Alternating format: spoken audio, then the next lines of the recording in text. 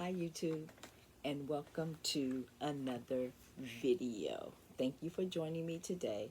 Today I am coming to show how I press HTV vinyl onto MDF board to cut in my Glowforge. A lot of people have asked me. I've made a couple of banks where I've pressed on HTV onto the board, and so today I wanted to show a video of how I did that. So it's going to take place in two rooms. I'm going to start out in here because this is where my cutting mat is, and then I have another room where I have my heat press and my Glowforge. I'm not going to be using my Glowforge today, but possibly when I sell these boards, when I get an order for them, I possibly will show how I cut them and come back and do that part as well. But I won't be doing that part today because I don't have any orders for these boards, so I'm just going to be cutting out. I'm just going to be cutting it out, pressing it to show you how I do it. But before we get started, I always like to bring the word of the Lord today. So the word of the Lord today, our verse of the day is from Philippians 2:14 and 15 from the NIV version of the Bible. And it says, "Do everything without grumbling or complaining, so that you may become blameless and pure, children of God, without fault in a warped and a crooked generation. Then you will shine among them like stars in the sky."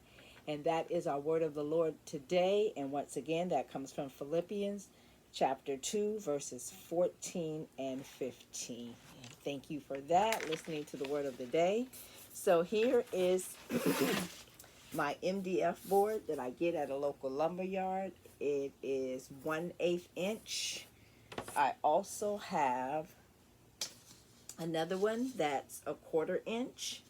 So usually the 1/4 inch ones is what I'll make the base of the bank that goes into the little base part. So the back of the letter that you see and the top of the letter that you see.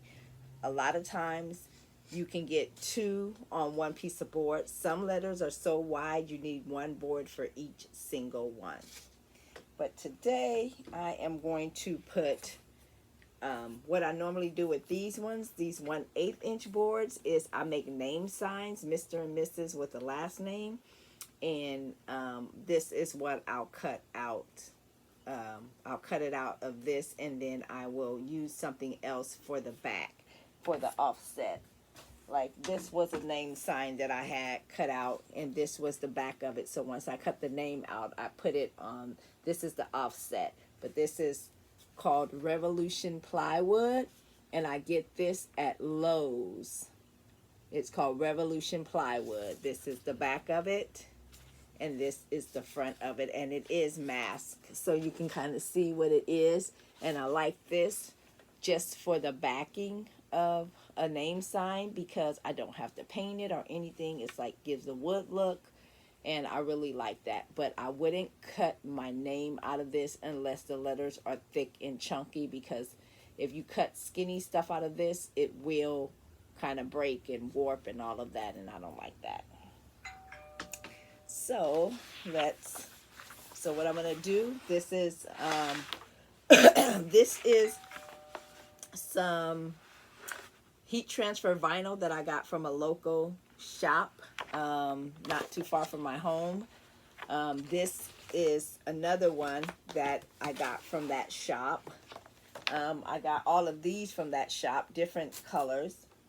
This is Caesar Easy Weed that you can get at Joann's and Michael's. Hobby Lobby doesn't sell it. They only sell Hobby Lobby brand and Cricket brand.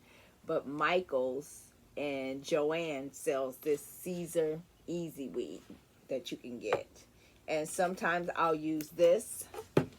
If you go back on my channel and look, I did a haul video, and I bought a bunch of these at Walmart when they were clearancing them out in 2021.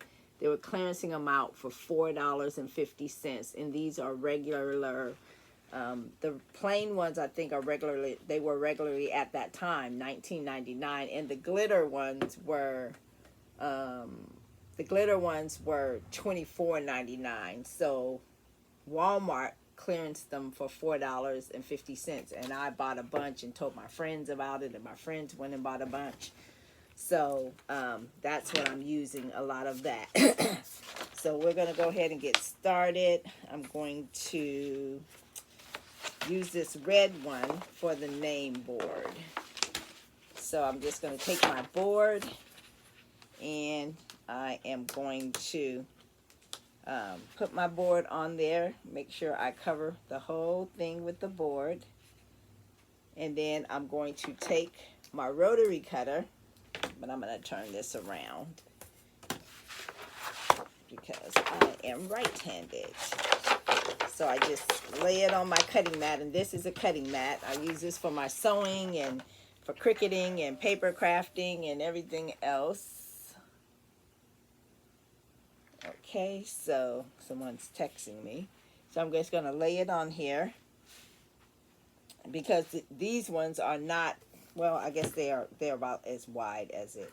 This board, when I go and get my board from the local lumber yard, I don't like to cut it 12 by 20. I like to get it cut 11.5 by 19.5 so I can use my honeycomb pins just in case the wood is warped.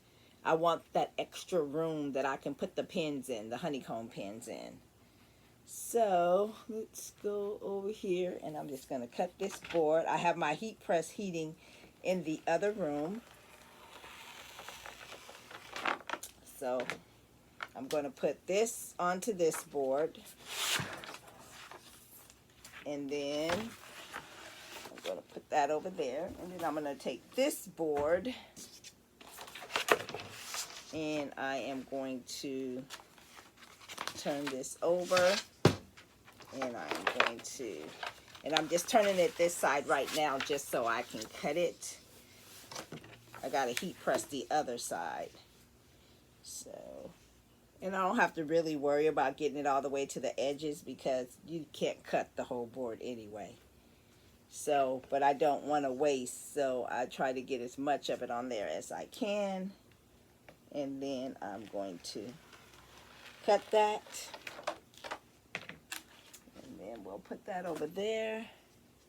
So this is part one. I just cut it to the side of the board. I just cut it down to the side of the board. And then when I go to heat press it, I am going to pick up in another room.